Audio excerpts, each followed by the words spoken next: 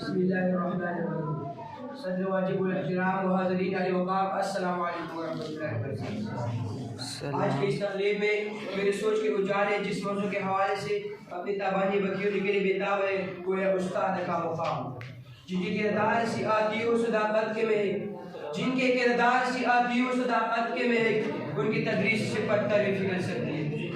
استاد بنیاد کے وڑے جو پورے مال کا بوجھ اٹھاتے ہیں کبھی کسی کو نظر نہیں آتی۔ استاد شمع ہے جو خود جل کر دوسروں کو روشنی دیتی ہے۔ استاد قوم کا محسن بھی ہوتا ہے اور معمار بھی۔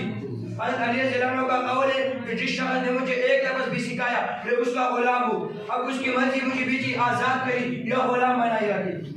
صدر جی وقار استاد بادشاہ نہیں ہوتا مگر اپنے طلبہ کو بادشاہ بنا سکتا ہے۔ استاد وہ ماں ہے جو سراسر محبت ہے، جو بذات خود ٹھنڈے جگہ پر لے کر بچے کو گرم بستر مہیا کرتی ہے۔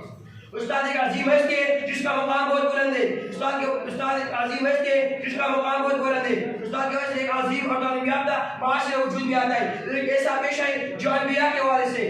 جناب علی کسی دانا کا قول ہے استاد کا ادب کامیابی کے پہلے سیڑھی ہے۔ استاد محسن انسانیت ہے اور انسانیت کے اس کا مقام اور مرتبے کا وسیلہ بنتا ہے۔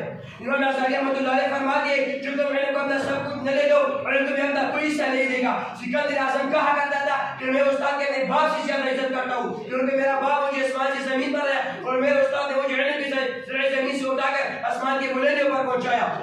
استاد ایک دریا ہے جس میں علم کا فانی موج آتا ہے اور شاگرد اس دریا میں غوطے لگا کر اس کی گہرائی اور